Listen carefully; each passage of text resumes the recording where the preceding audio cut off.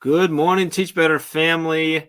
It's Jeff. We've got our good friend Jason Reagin here, coming to us from the other side of the world, basically, or not basically, I think legit other side of the world. Legit. And we are live here. This is your daily drop-in for Thursday, May 19th, 2022. We're going to talk a little bit. We got some good news for you. We've got some holidays to share. We're going to get into our theme. We're going to talk about Jason and sort of his amazing ride as an educator and where he's at and what he's done and what he's planning to do. And it's going to be a good time. Stick with us. Grab your cup of coffee or tea or whatever you drink in the morning. Or if you're where Jason is in the evening, we'll get into that. But drop in the comments. Let us know where you're at. Let us know what's getting you excited for the day. We'll be back in about 27 seconds.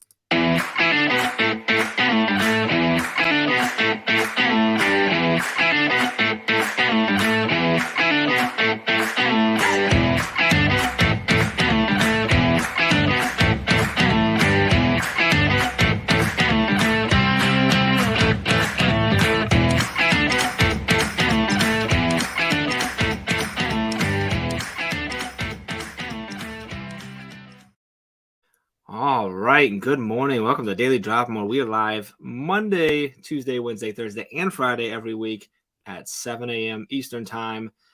Or if you're where Jason is, it's like 8 o'clock p.m. instead of a.m. Yeah. Super excited. We are live on Facebook, YouTube, Twitter, Twitch, and LinkedIn right now. Or maybe you're listening a little bit later on the Teach Better Talk podcast, which you were also a guest on before we changed the format. So we can talk about a whole bunch of stuff. All kinds of stuff, man. Jason, my friend, it is so good to see you. We were just talking beforehand about how it's been a while since we've chatted. It's been a while. Yes. You were on the podcast, but it was like 2 years ago, probably. It was 3 years ago, I think. I was 3 years ago, really? Wow. So you were pretty early on too. Yeah. So super excited to chat with you. Good morning to those dropping in the comments. Jason, how are you today? It's evening. It's almost 8 o'clock, right? Yeah, it's 8 p.m. here. Absolutely. So I guess how was your day versus how you doing this morning? Like, how was your day today? Like, how'd it go? Yeah, my day was good. About man. What is it? What are we in for today? What are you in for? Like? The weather was great, man. So just be ready. It's going to be some great weather today. Good to know. So we're joking about that. So that people understand why we're having a good time with that. Jason, can you, for anybody who doesn't know you in our network, because you've been connected to us, you've been a guest on the podcast. Your podcast is on our podcast network. We've known you for a while. But if someone isn't connected with you yet, can you kind of give us the introduction of who is Jason? Who is this guy? Thanks, Jeff. I appreciate that. Thanks for letting me join you this morning or this evening. So my name is Jason Reagin, and I am an international educator. So I'm currently based in South Korea. So I am quite a few time zones away, but it's evening here. So it's Thursday evening, and I teach in an international school. So basically I teach in an English medium school for students who pay a tuition to come and be part of an international sort of education. And it can be very similar to an American style or a British style or Australian style or whatever kind of school. And it's got lots of different kinds of teachers and different kinds of students in it. And it's really fun. I really, really love doing what I'm doing. And this is, I think, my 19th year overseas. So it's been a wild ride. Yeah. And 19 years overseas, but in multiple countries. Can you... Correct. Give us the journey. So I'll give you the journey. In Georgia.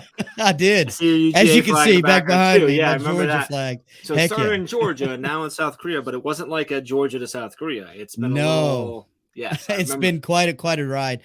So I taught for a year in the Atlanta area in a public school, and while I enjoyed it, it was not all I expected it to be. And I heard an ad on the National Public Radio for teachers in China, for English teachers. And I thought, that's the farthest I can possibly go without coming back around. Right. So I taught for a year in Beijing as a college professor of English, and really enjoyed that. It was just so neat to live somewhere versus just to travel somewhere. Yeah. And so that was really eye-opening, especially a Georgia boy, having never really been far from Georgia. And so the complete opposite of everything you can imagine. Then I went home for a couple of years to just pay off student loans and things like that. And I went back to China, and I was there for 5 years. I met my wife, who is from China, who's also a teacher. And then we came back to the States and started our family. And we moved to Bermuda for a year, actually. So that was kind of fun to be. I did not realize Bermuda was so far north when I took the job. And it has winter, which you wouldn't expect in what's called the Caribbean. So it was Yeah. a little different, but I enjoyed it. And then we moved back to the States for a little while, and then back to China again, and then now in South Korea. So we've bounced A whole lot around. of And now, when you've bounced back to the States each time, yeah, has it been to Georgia every time, or have you? yes. Yeah, okay, so you Yeah, come it's back been to home different for a parts little of while. Georgia. Yeah, it Gotcha. has. It's comfort, I guess. I guess you go to where you're used to, right? And your Sure. license is good there and all that kind of thing. So yeah. So what's the longest you've been somewhere? So you were in China for 5 years. Is that the longest? How long you been in South Korea? This is my 5th year in South Fifth Korea. year So here this is too. Okay. actually, yeah, this is the longest I've been in one school Okay. overseas. The ones in China, I was in China for over 10 years, but it was multiple times in and out. So Gotcha. yeah, a little different. When you mentioned earlier, you said English Mm. medium school. What does Yep. that mean? What does English medium mean? Great question. That means that the language of instruction is English. Okay. And the reason we have to specify that is that these are usually schools that are based in countries that do have local students in it. And Hmm. so there's often English is not the first language at home. And so you have to sort of specify that So it's they an know where they're sending their kids. that's Yeah. that's right, Yeah. exactly. Sure. And many of these schools have admissions requirements for English levels and things like that because they do want you walking around and being immersed in language. And so that's why students are sent to our school is either they're there because their parents work there, or they're there because they're part of an expat company somewhere, Hmm. or they're local kids who are looking maybe to study in America or study in Canada or the So UK. they all have some level of English. Although Absolutely. typically a lot of times it's the second language, but they have some level so that they can come in. Okay, gotcha. Absolutely. Yeah. But the kids I teach middle and high school. Our school Okay. is a K to 12 school. I teach, well, I have taught 6th through 12th grade at the school. Hmm. And those students, their English is near native. So you just have regular conversations. It's not a traditional ESL type classroom. It's Yeah. definitely an Okay. English instruction school room. Yeah. Gotcha. Very cool. That's neat. So the plan now going forward Yeah. is, are you heading back to China sometime? I am, yeah. In August, I'm moving back to China, which I'm really excited about. To Beijing. Hopefully, things will be settled Same a schools little bit. before or different? No, different school. This Different is school. Okay. another international school. Okay. It's a school that's very close to all the embassies in Beijing. So a Okay. lot of the ambassadors' kids and other multinational Gotcha. company kids are going to school there. They have a Swiss school there as well, and a few other things. So it's pretty neat. They have a bunch of different parallel programs running at the same time. Gotcha. Very cool. Yeah. Wow, it's such a neat journey, and so people are coming, and what a cool story and stuff, and I agree. It's unique. I remember that from when we had a conversation on the podcast. It was really cool. Yeah. So speaking of podcasts, I'm going Yeah. to kind of change our gears here because you also Sure. have a podcast, the I do. Designcast, which is also a member of the Teach Better Mm.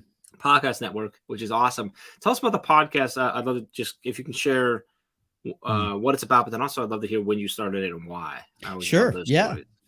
Yeah, so it's really evolved. I'm sure you understand how podcasts evolve over Yeah. time and the themes evolve, and you start to see what your listeners prefer and the kind of formats and things. And so I continue to evolve with that. But I started the podcast actually in 2017. My background actually is teaching design education. So it's in the States, it might be STEM or STEAM or industrial arts if you've been around a while, that kind of thing.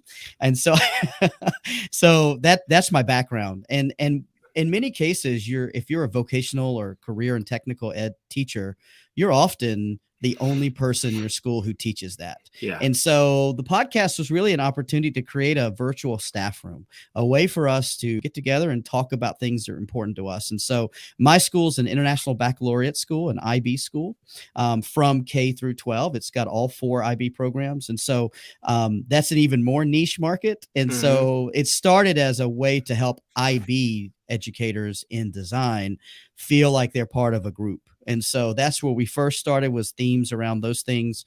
Then I started to see that let's just get some experts in who maybe aren't even educators, who are leaning towards how do you prepare kids for careers, and how do you Yeah. what kind of students do you want to become future employees and things like that. So that's kind of where it's been. I find a theme every few episodes and I talk about it, and then find someone to sort of have a conversation about that as well. So we've talked about gamification, we've talked about diversity, equity, inclusion, we've talked about professional development. It just kind of continues to evolve. People reach out, they're like, I love the podcast, I'd love to be on, let's chat. So I'm sure, you know, as a podcaster yourself, that these things sort of happen organically in a lot of ways. And so the more, you know, the more you cast your net, the bigger the audience becomes, the more it evolves. And so I'm really, you know, excited, approaching the 100 mark, which I think is a pretty big mark. Pretty awesome. To do that.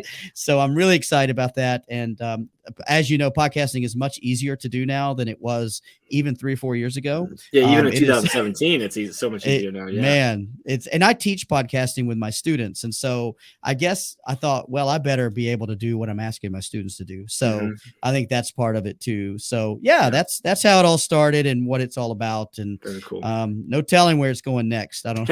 I'm not even sure. That's cool. All right, so another one of this is another question I love asking. One of my favorites is how did you? I'm trying to remember how you got connected to the team initially.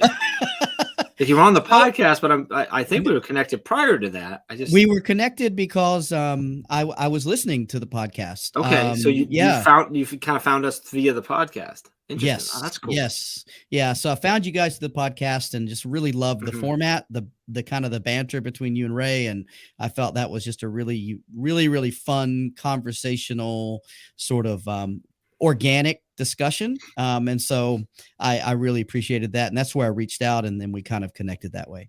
Fun fact about the banter. Every single line is scripted. Of course it is. We scripted from start to finish. The even the ones that aren't good, we scripted it to not be good, to make you think it was. That's not true. Actually, the story I love. We interviewed someone at a conference once, and then it was like at lunchtime. So then we interviewed him live, and then we're walking lunch, and he's walking behind us. We didn't know it, and we're bantering. We're like just picking at each other like we do, and he like laughs behind us. We turn around, and he's like, he's like. I didn't realize it happens off the show too. I'm like, oh yeah, this isn't. It's just this brother sister thing. So it's interesting. That's funny. So all right. So I gotta ask now, because I know you've told me this, but I can't remember. Sure. Explain the handle to me. Oh, yeah. I know you've explained it to me before, I wish it was something really profound. It was my Xbox user handle. And I just thought, Disco Inferno, you know, that's what that is. So, okay, that's what I thought it was Disco Inferno. Like, it's Disco Inferno. That's what he say, okay. I'm Southern, so the 4 is a fur, right? Yes, I love it. That's great. I'm Southern, so it's a fur. Interesting. Okay. We're gonna jump into our branch of things. So every week we have a theme. This week's theme is being an advocate for the ideas and things that you believe in. So we're gonna dig into that with Jason. We're gonna talk to you about how you advocate for the things that you believe in. So let's get into that.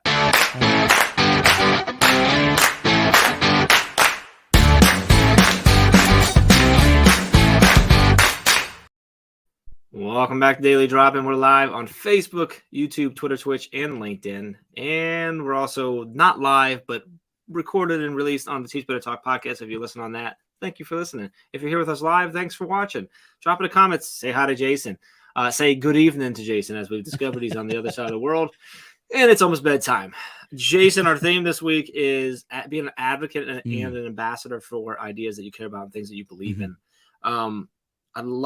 Tell me about how you are an advocate and how you push for the things in your schools that you believe in, that you believe are best for your students or for your colleagues or for the community. How do you advocate for those things for yourself? Sure. Yeah. As I said, Jeff, I've been overseas a long time and have worked with some really, really amazing educators and human beings. I think a big part of what I advocate for is just the continual growth, and professional learning networks are extremely important, especially overseas, because you are really isolated. Your social group is the people you work with, because I mean, I live in the same compound where probably 50% of the other teachers at my school live. So we're all like on top of each other. We go get coffee. We're around each other all the time. So that professional network is also your social group, which is very strange. So when you are not overseas and you go home, everyone goes off to their own lives after school. Where here, we just go and change clothes and we hang out again at dinner or whatever. So I think interesting. it is. And it's not easy for everyone. Not everyone can, they don't like their life to be on display that much, because you do also live around your students. Everyone's kind of close in proximity. Yeah. So I advocate for having a really robust external professional learning network with teachers, because that through Twitter, through whatever, LinkedIn, whatever, because you do need to reach out beyond that very, very tight pond that we're in. And so on a professional level, that's what I advocate for. Where I advocate for my students is the fact of how important design education is, and design thinking is for their future careers and for their futures as in the workforce, as also as in, change makers. And so I advocate for that. And that is not an easy thing to advocate for, because it costs money. It also requires vision. It requires a fair bit of grace with the leadership to say, look, we're willing to get behind this idea. We don't know what it's going to look like, but we're willing to trust you. And so you have to build trust among the people who you're around. And I've had some people who are really, really advocates with me, and they didn't know what we were going to do. They just knew they trusted me and they trusted my experience. And so as far as advocate for students, this whole idea of, I'm a big fan of individual learning pathways. And I'm not talking about as in like special education or gifted education. I'm talking about that every student has a pathway that they follow in school that's unique to them, and that allows them to follow those passions. And they're given opportunities, of course, to learn within context. And so I think that's where, and design's a big part of that,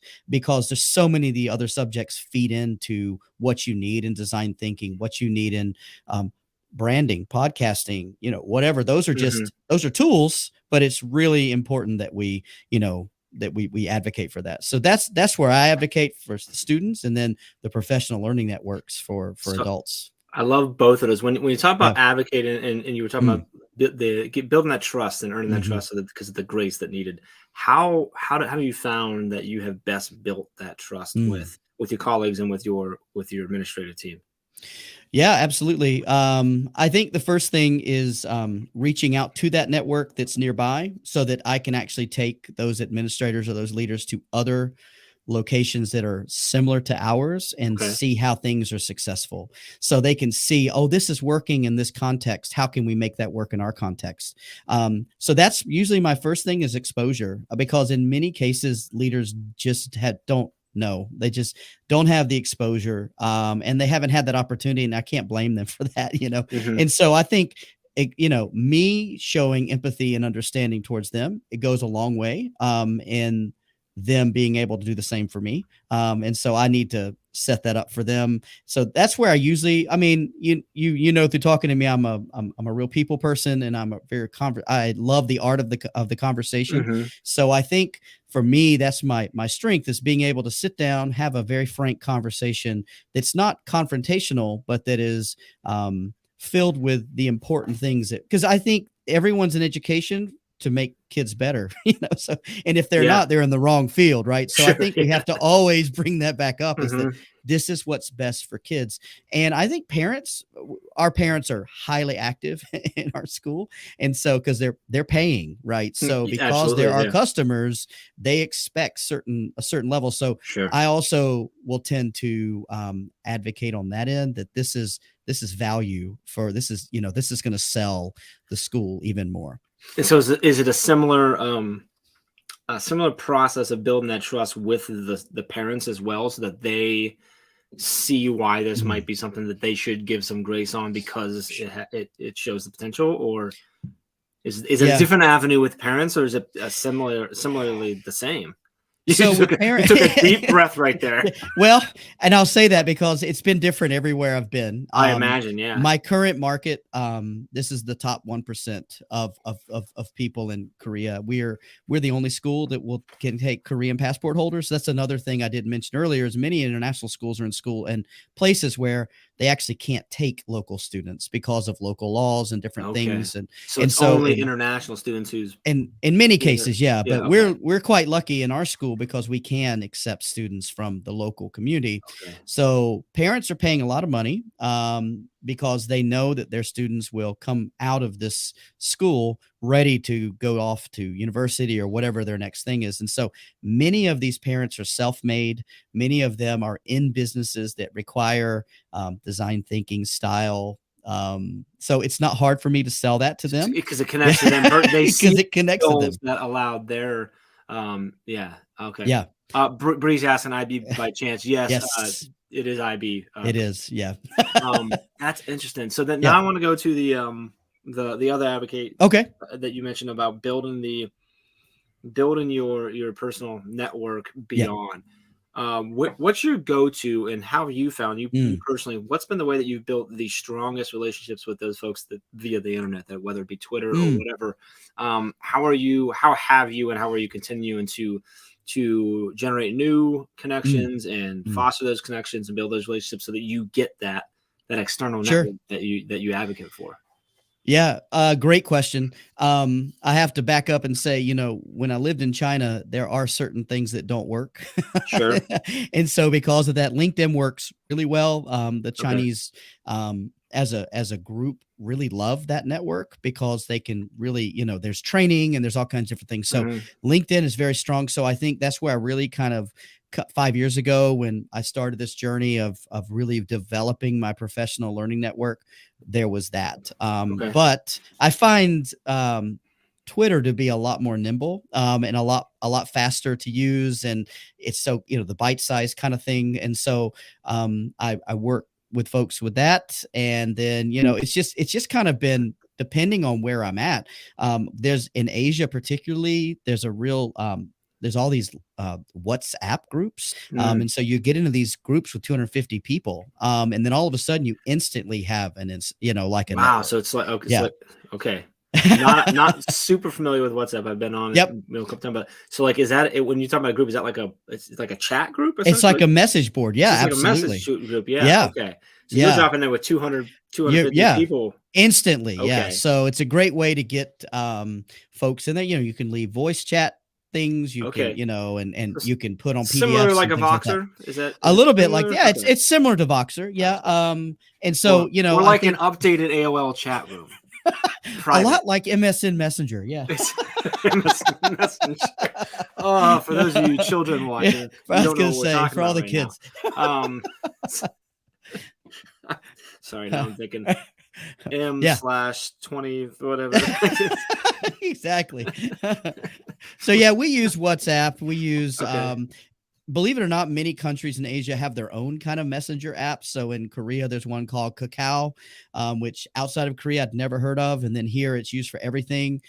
Within China, there's WeChat, which allows you to have moments and other things that you can create, and there's a whole social aspect to that as well. So I've got a lot of those different ones, and I use them for different groups, right? And so also I do a lot of in-person workshops, at least before the pandemic, for IB educators. I would go and facilitate these workshops around the area, and so we always built our own little network within those 25 or 30 people. And so it just kind of, they tell two friends and they tell two friends, and it just kind of, it multiplies that way. And so and then most recently, I've been using a lot of Discord with some other groups that I, and that's I find that to be a lot more intimate, as far as people really do become very close in those groups because they are closed in a sense. And there's a lot of interaction you can have in different threads. Yeah, why don't you figure out how the heck to use it? That was my biggest thing with Discord when I first got on. I'm like, what are all these things? Yeah, exactly. And all the Discords that I'm in are all NFT related. So like I was learning the NFT world too, and I'm like, so I don't understand what you're saying or where or how you're saying it. I'm trying to figure this whole thing out. But now I enjoy it now. It's nice. Yeah. So it's an interesting Discord another network, right? Yeah, it's just another thing. Discord's like, I don't know, it's got a similar feel to Slack. Slack, yeah. That, but I feel like it's on like it's on steroids, I guess, for lack of a better. It's much more gamer based, right? Yes, it levels up into a different, Yeah. because and I love how they can connect and verify through wallets and all that type of stuff. It's really interesting, the technology that they're driving into Discord, but it can get super overwhelming really fast when you get in there. Yes. And I'm like, I do it on my computer because my phone, I'm like, this is nuts. I don't know what's going on. Blows your phone up because it's exactly. So big. At least on here, I got a big screen so I can kind of navigate myself, right? Yeah. So going back to, you advocate for the external network, but you mentioned earlier about how you all live basically around each other and like that. Have you found, is that a positive in a sense that your group and your colleagues, you guys are closer because you essentially have to be, or does it create drama and animosity almost in a sense, like, or is it both? It's both. It's both. Okay. I was gonna say, probably depends on the person. It depends. And not all international schools are set up the same way. So some have their own housing on campus and teachers live on campus, like in a boarding school type situation. So you're not on campus. You're just I'm in a compound nearby. Right. Gotcha. And so, there's multiple compounds, so not everybody lives together. Gotcha. But a lot of people who are teachers who have kids themselves live in this one complex. And so our kids all play together, which can be good and it can be bad, right? So there's that too. So there are times where there's conflict because of, the personal bleeds into the professional. But then there's also times where the community is already there. So I have a flat tire, 15 people show up in the basement in the parking garage to help out, right? So I think there's you've kind of created this small town feel where everyone has the same job.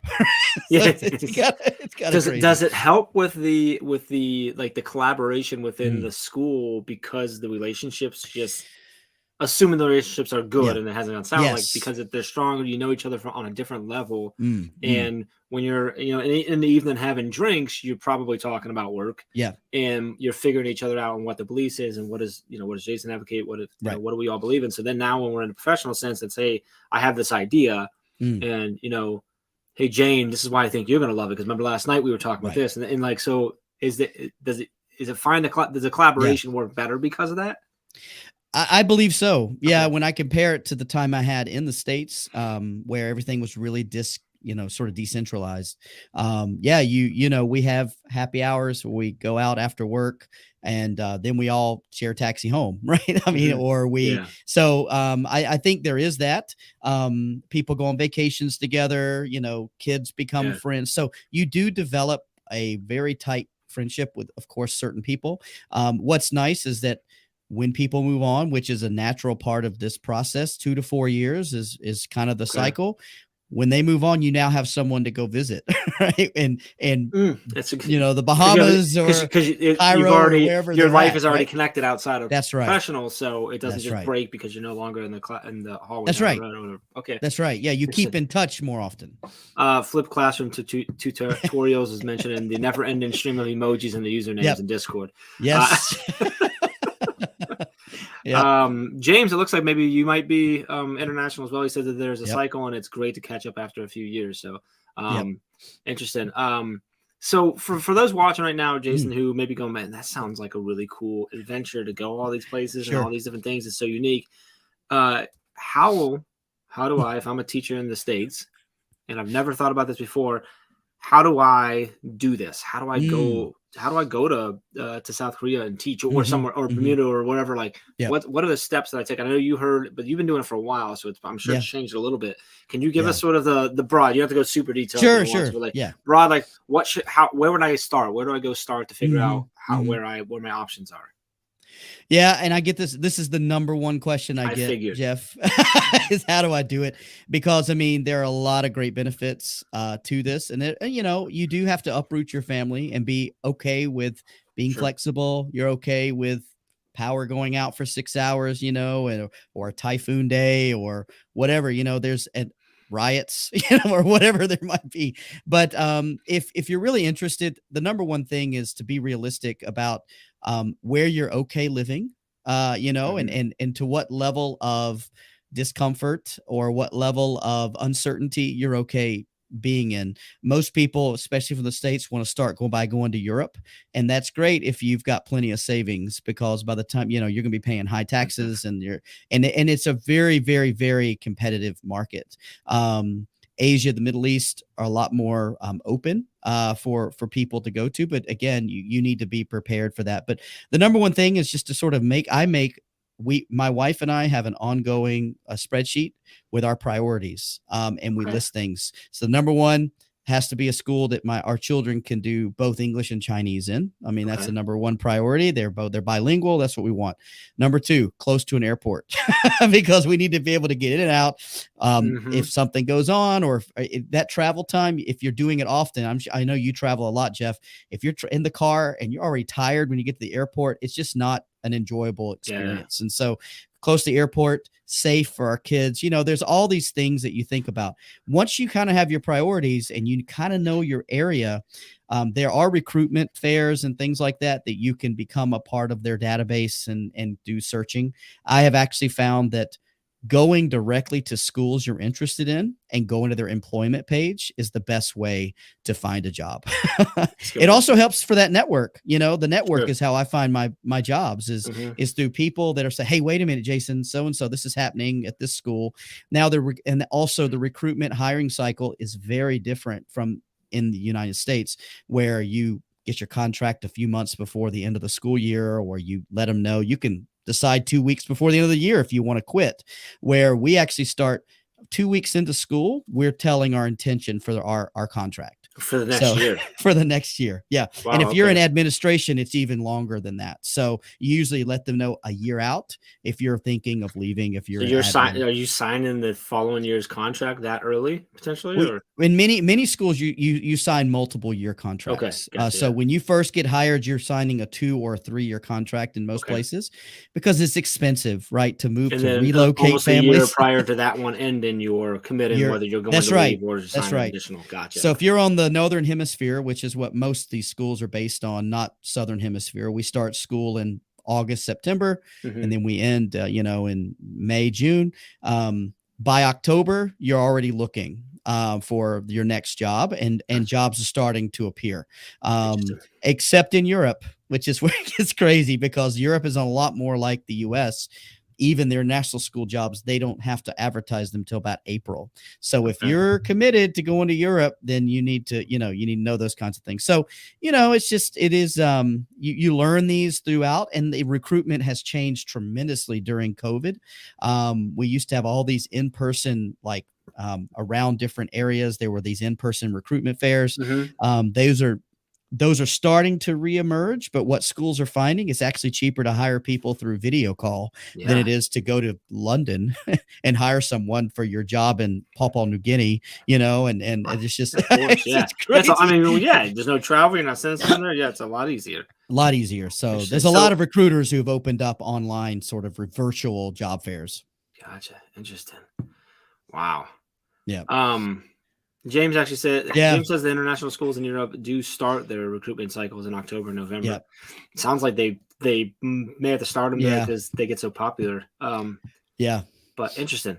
Very cool. It's such an interesting world that you are in. All right, we're gonna get into some good news here and share some. We got some holidays today as well. So let's jump into that here.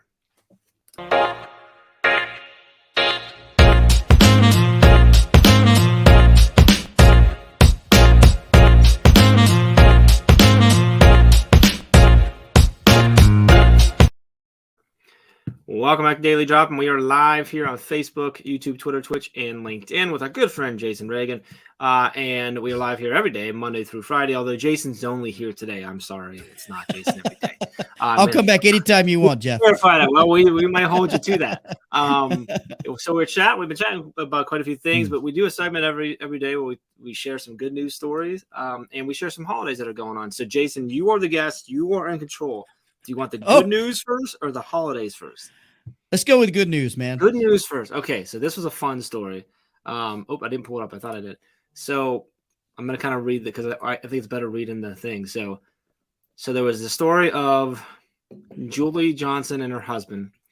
and they don't know what happened, but somehow, some way, in the middle of the night during a storm, someone snuck into their house, snuck into their bed without anybody noticing, not even their 3 dogs that they own. No one noticed, and they woke up startled to find a dog that was not theirs cuddled up with them on bed. And turns out it was a dog that was somewhere in the neighborhood, like that had slipped its collar the night before, got scared of the storm, snuck past 3 other dogs in the house and got into bed with him. They found the owner, and the owner was like, obviously super apologetic and just thinks it's amazing that they didn't care. They just snuggled with it. And now these 2 families, and there are now 4 dogs altogether, have play dates all the time. And they're like, the dogs are the best of friends. And it's hilarious, but they got in there, and snuck, like, there's pictures, this gorgeous dog of them with this dog that wasn't theirs that snuck into the bed.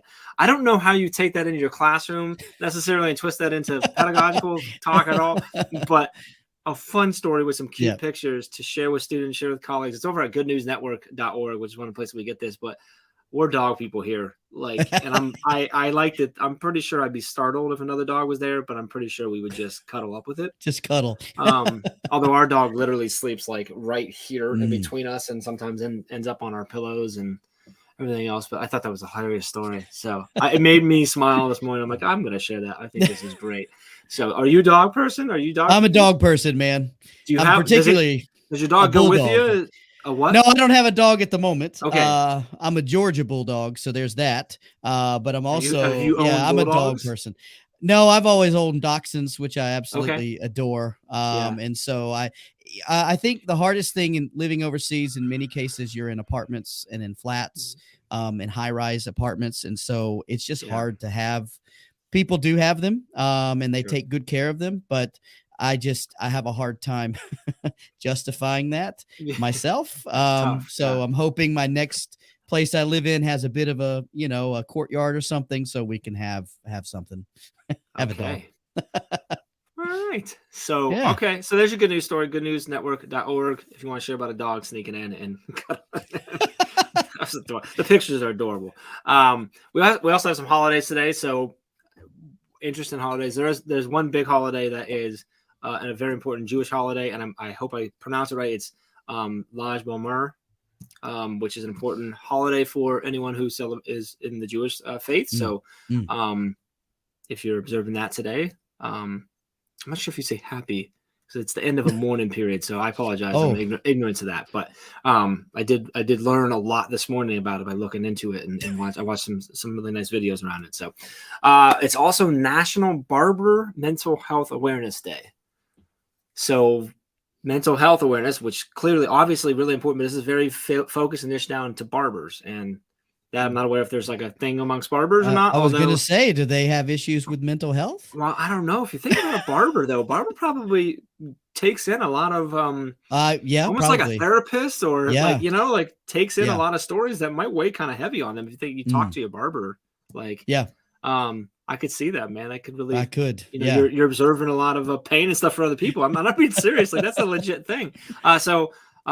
Being aware of that. So thank you, barber, today. Make sure your barber knows that you love them today. It's also, and this is, you could help them this way by celebrating with them National Devil's Food Cake Day. So get your barber a cake. A deviled food cake. Yes. Wow. I don't know. Pretty specific. It's also National May Ray Day, which is they just say check out how you could. It's National May Ray Day. I'm not sure what that is. I don't know if you've ever heard of that. It's something that you celebrate in South Korea? I don't know. So it's a day we take to celebrate all the rays of sunshine in our lives. Well, that's actually pretty positive. Oh, okay. All right. It was actually okay. So it's actually someone Richard Ankley, who dedicated the holiday to honor his brother Ray, who was born on the same day in 1977. Huh. Interesting. So it's been around for a while. It's also my good friend. I don't know if you're able to connect this person. Good friend, close friend of the family. JoJo Siwa's birthday. Okay. JoJo, she's not really a good friend of the family. But JoJo Siwa's birthday. I don't know how old she is today, but happy birthday to you, JoJo. And then Marshmello, the artist Marshmello, his birthday as well. Oh. Okay. So we got a couple birthdays. We got Wow. a lot of stuff. So anyway, A lot of stuff. Busy day. yeah. So, James touched on the barbers. They're almost counselors. They really are. Like that's really true. I think it's about time for me to go. Anyway, so there's your and just so if anybody's interested, we go to nationaltoday.com. Is where we get our holidays. It's really actually nice. They have articles and stuff, but then every day there's a link that's today's holidays, and this shows all the holidays because it's actually not that difficult to make something a holiday in the States. Now, obviously, to make it a national holiday is another thing, but there's some interesting ones, Jason. We have some really interesting ones here on the day. Cool. So, anyway, so there's your holidays and your good news and everything like that. So enjoy that. I had one more question. I was trying to think, and then I've lost it, and that's my fault because I was focused on getting cake with my barber today. Absolutely, man. So Jason, it's what almost 9 o'clock now. There, are you wrapping up the day? It's 8:40. Yeah, Is it time for bed for you? It's kind of things are crazy. So one other thing to add about living in Korea is that students leave school and then they go to school. So they have a second school that they go to at night. All right. Explain that a little bit now. Yeah. And so I figured you might want to hear about that. And our students, many of them do this as well. Okay. And so, and I know that James and Sethi, who's been commenting, will definitely know about this, but especially in Korean culture, they have these tutors or these academies to catch you up or to make sure you're not falling behind. Okay. And so we have students as young as, 6 and 7 years old who leave school, have something to eat, and go to school. And then they're not home. They go to 10 another building, like a whole nother building. There's a little bus that picks them up, and they do all kinds of stuff. How long do they go to that for typically? 10:30, 11 o'clock at night sometimes. And these are like another kids. 2, 3. It's a whole nother school, basically. Yeah. So unfortunately, during the school year, you don't usually see too many young kids out unless there's some kind of holiday. Because it's crazy. So our kids are tired. They're sleepy because they're going from school to school. Now, do the kids have extracurricular activities, sports, things like that? Or so how does that work? Then do they go to that and then hustle back over to school too? Yeah, they can do that. And some of these academies, they're called Hagwons. Some of them will actually offer other piano and violin and other things, but then some of them are for math, some of them are for tennis, some of them are SAT. There's some that like cram school type things for SATs and things like that. So we learned really early on by working here not to ask necessarily how your weekend was, because most kids were in school all weekend. So they go to school through the weekend too. Some of them will. Some of them will, or they go to like MC school so they can learn how to MC meetings and things like that. So they have K-pop dancing. They just do all kinds of stuff. And which is great. I mean, they do have a really enriched life because of that, but a lot of it's planned out from moment to moment while they're awake. Is all that's awesome that they have that. Yeah. That's also a really great thing that's available. Is it viewed primarily as expected though, not as, hey, this is an availability thing that you can do if you want to do because we have this, or this is like culturally, is it like this is what we do here? Like it's weird not it is very cultural. It's different to not go than it is. Okay. It's pretty much expected. I think the kids also see the value in it because they want to make their parents proud and they want to do the very best they can. So I mean, with anything, too much of one thing can be a bad thing. So our students do work really hard. And we really do attempt to give them a balance of school and social as much as we can, because we do know a lot of them have a whole nother set of expectations after they leave school. Yeah. And so we don't encourage that, but we also understand it's part of the deal, so yeah. I would guess that after 4 or 5 years of being in school and doing that, it's just how their life. It's just a routine, right? Yeah. Obviously, if a student from here was ninth grade and went over and started experiencing that, it would feel terrible. It's rough. It's rough. But if that's how our school was, then you'd be used to, right? It'd be the same, same like schools that that go all year round. Like that's not weird to them. That's just how it is. So it's for us. It's like, wow, that seems like a lot, but if that's the culture, then that's how they do it, right? So that's interesting. It's really cool that they have such an opportunity for so much so much education and learning and exposure to things. So yeah. Wow. Absolutely. Okay. Super interesting. Jason, I'm so glad that that I was able to jump in here and steal this spot from Katie and hang out with you.